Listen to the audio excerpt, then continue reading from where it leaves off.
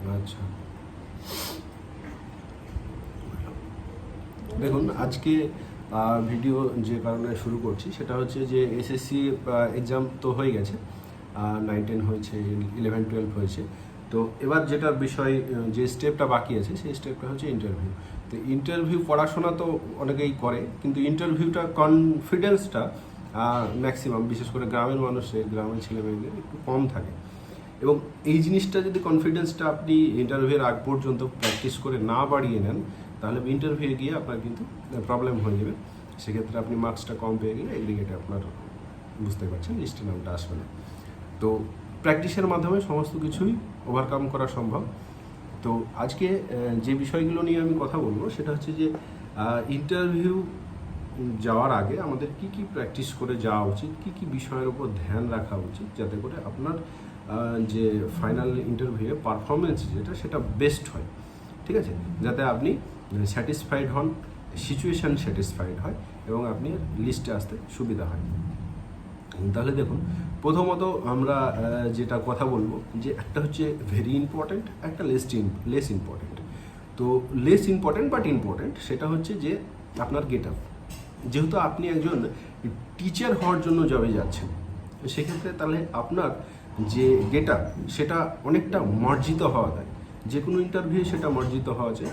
এবং যেহেতু এটা টিচিং জব, সমাজ গড়ার কারিগর হতে চলেছেন আপনি, সেক্ষেত্রে এই বিষয়টার উপর ধ্যান দিতে হবে, এটা অনেকটা ইম্পর্টেন্ট। তো আমি আপনাদের কিছু টিপস শেয়ার করতে চাই। সেটা অনেকের মনে হতে পারে যে লেস ইম্পর্টেন্ট, বাট এটা যদি করেন তাহলে আপনার অনেক সুবিধা হবে। যদি এখন থেকেই শুরু করেন তাহলে ইন্টারভিউ পর্যন্ত যেতে তাহলে এই বিষয়গুলো আপনাকে মনেই রাখতে হবে না, ইন্টারভিউর বিষয়ের সম্পর্কে আপনি বেশি খেয়াল করতে পারবেন। সেটা হচ্ছে, যদি আপনি পুরুষ হয়ে থাকেন তাহলে এটা ভালো হয়। সেটা হচ্ছে আপনি এখন থেকে ডেইলি সেভিং করতে শুরু করুন। চুল ছোট করে কাটুন, মার্জিত, সুন্দর, পরিষ্কার, যেন দেখে আপনার একটা ভদ্র লুকস আসে। ঠিক আছে, শার্ট পরা শুরু করুন, টি শার্ট পরুন। তাহলে কি হবে, যে ইন্টারভিউ আস্তে আস্তে আপনার এটা একটা হ্যাবিটে পরিণত হবে। কোনো একটা জিনিস হ্যাবিটে পরিণত করার জন্য সাইকোলজিক্যাল ফ্যাক্ট অনুযায়ী 21 ডেজ টাইম লাগে। আশা করি 21 ডেজের থেকে আপনার কাছে বেশি আছে। তাহলে আপনি এটা শুরু করে দেন এখন থেকে, যে আপনি ডেলি সেভিং করবেন। তাহলে আপনার চেহারাতে একটা পরিবর্তন আসবে। চুল ছোট করে কেটে রাখুন। চুলে কালার যদি করেন তাহলে ব্ল্যাক কালার করবেন, এটা ন্যাচারাল ব্ল্যাক, এটাই সব থেকে সুবিধাজনক হবে। আর শার্ট পরুন। শার্ট পরার ক্ষেত্রে সুবিধা অসুবিধা যেগুলো আছে সেগুলোর সাথে আপনার যে হ্যাবিট সেটা মানিয়ে নিয়ে একটা নতুন একটা হ্যাবিট তৈরি হবে, যেটা ফর্মাল টাইপ হবে। ঠিক আছে, আর যদি আপনি ফিমেল হয়ে থাকেন তাহলে আপনার যেটা এখন থেকে বিষয় করণীয় সেটা হচ্ছে যে আপনি ডিসাইড করুন যে আপনি শাড়ি পরে যাবেন না সালোয়ার কামিজ পরে যাবেন। শাড়ি এবং সালোয়ার কামিজ ইন জেনারেলি এটাই হচ্ছে আপনার ভদ্রতাটাকে এনহ্যান্স করবে। ঠিক আছে, তো আপনার এই দুটোর মধ্যে যে কোনো একটা চুজ করাটা বুদ্ধিমানের কাজ হয়। তা আপনি এখন থেকেই সেটা ইউজ করতে শুরু করুন, সেটা ব্যবহার করুন। আর আপনার চুল, মুখ এগুলো সিম্পল, নিট অ্যান্ড ক্লিন রাখুন। না খুব বেশি মেকআপ বা সামথিং এরকম কিছু না, জাস্ট নিট অ্যান্ড ক্লিন রাখুন, এই দুটো। আর একটা বিষয় হচ্ছে, যেটা খুবই ইম্পর্টেন্ট বিষয়, সেটা হচ্ছে আপনি কথা কম বলুন। মানে সবার সঙ্গে আপনি যেভাবে গল্পগুজব করতেন, হুহা করতেন, এনজয় করতেন, এই যে বিষয়টা, অবভিয়াসলি সেটা ভালো, বাট এই কিছুদিন আপনি অফ রাখুন। কথা কম বলুন এবং নিজের সঙ্গে নিজে কথা বলুন।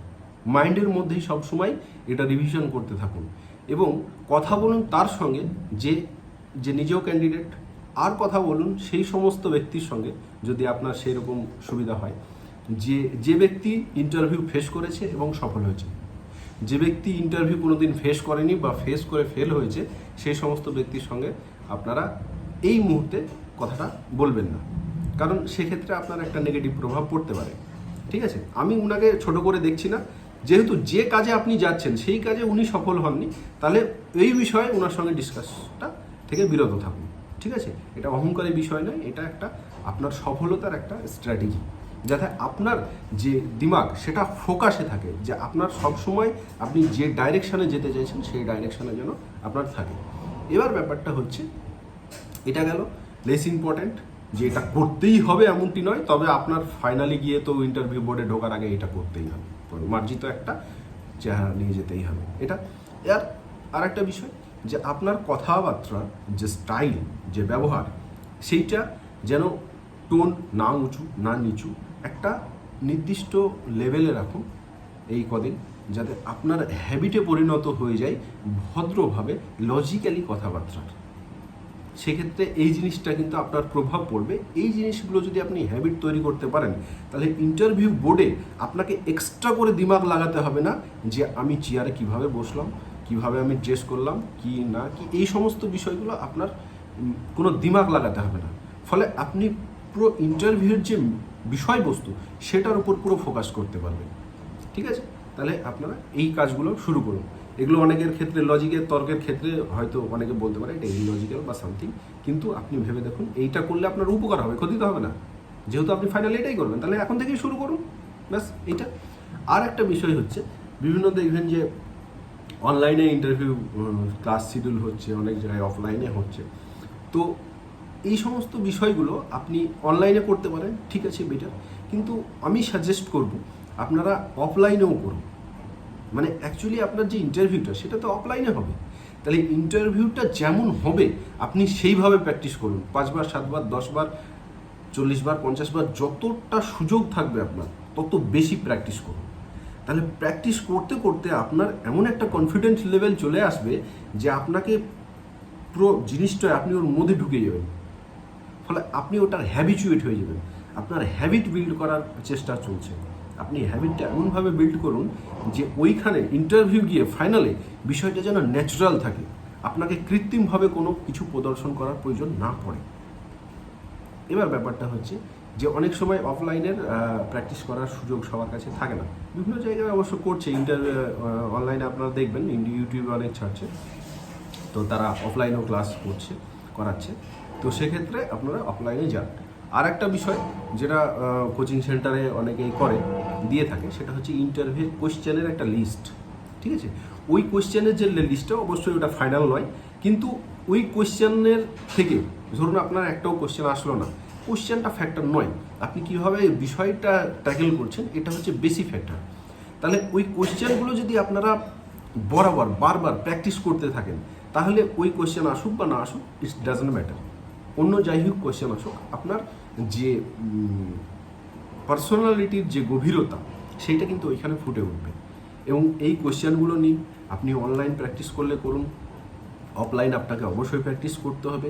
এবং অফলাইন যে প্র্যাকটিসটা সেটা হয়তো আপনি 10 জায়গায় করলেন, 10 বার করলেন, 20 বার করলেন, এবং তারপরে কিন্তু আপনার কাছে অনেক সময় থাকবে। সেক্ষেত্রে আপনি বাড়িতে প্র্যাকটিস করবেন। ঠিক আছে, বাড়িতে প্র্যাকটিস করতে গিয়ে একটা প্রবলেম যেটা হয় সেটা হচ্ছে আপনি কখনো করেননি আর আপনি অ্যাক্ট্রেসও নন। সেক্ষেত্রে আপনার একটা ব্যারিয়ার মনের মধ্যে রয়েছে। তো মনের মধ্যে এই যে ব্যারিয়ারটা রয়েছে এটা প্রথমে ভাঙুন। কীভাবে ভাঙবেন? কোনো তরিকা নয়, ডাইরেক্ট প্র্যাকটিস শুরু করুন, ব্যাস। কোনো কিছু ভাবার দরকার নেই। আপনি এটা মনে রাখুন যে চাকরির জন্য আপনি ক্যান্ডিডেট, আপনাকেই সমস্ত কিছু করতে হবে। তো আপনি এটা কিভাবে করবেন সেটা আপনার ফ্যাক্টর। আর এটা একটাই ফ্যাক্টর, সেটা হচ্ছে প্র্যাকটিস। প্র্যাকটিসই আপনাকে হ্যাবিচুয়েট করবে, ওইখানে ন্যাচারাল যে আপনার রিফ্লেকশন সেটা দেখাবে। সেক্ষেত্রে আপনি প্র্যাকটিস করুন। বাড়িতে যদি কেউ থাকে তাহলে তাকে রাখুন। এই বিষয়ে দেখবেন প্রথম 1 বার 2 বার করবেন তো একটু হাসি আসবে, ঠিক আছে। যখন আপনি সিরিয়াস হয়ে যাবেন তখন ব্যাস, যেহেতু বিষয়টা সিরিয়াস, যেহেতু বিষয়টা ইম্পর্টেন্ট, আপনার লাইফের সঙ্গে জড়িত, তাহলে এখানে 1 বার 2 বার প্রথমে হাসি আসলো, হাসি মজাক করে নিলেন, তারপর আবার ঠিকঠাক করলেন। বাড়িতে কেউ না কেউ তো থাকবেই, কোনো একটা বাচ্চাও থাকবে নিশ্চয়ই, বাবা মা যেই হোক।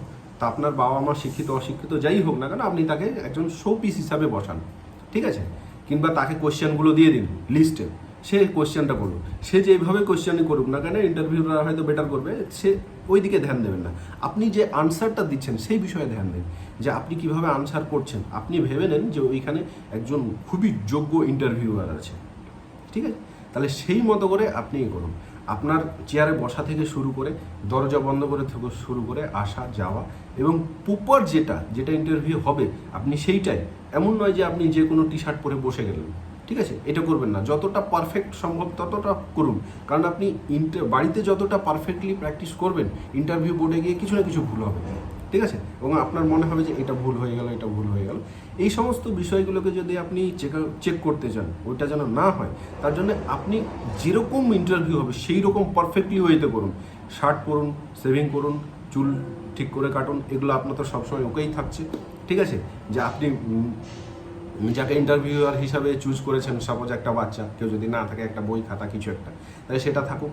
আপনি বাইরে চলে যান, ঘরে এন্টার করুন, ঠিক আছে, দরজা লাগান, যেমন হবে একদম সেম টু সেম, একদম একটা মক ইন্টারভিউ করুন। ঠিক আছে, আপনার অন্য কারোর সঙ্গে প্র্যাকটিস করছেন, এটা মাথায় রাখবেন যে অন্য কোথাও যখন আপনি প্র্যাকটিস করছেন, সেটা ইনশিওর করবেন যে ওই ব্যক্তি জীবনে ইন্টারভিউ পাস করে সফল হয়েছে কি না। যদি সফল হয় তবে তার কাছে যান, আর যদি সফল না হয় তাহলে ওটা অ্যাভয়েড করাই ভালো। ঠিক আছে, কারণ উনি সঠিক যে প্রেশারটা কীভাবে হ্যান্ডেল করতে হয় সেই বিষয়টা ফিল করেছেন।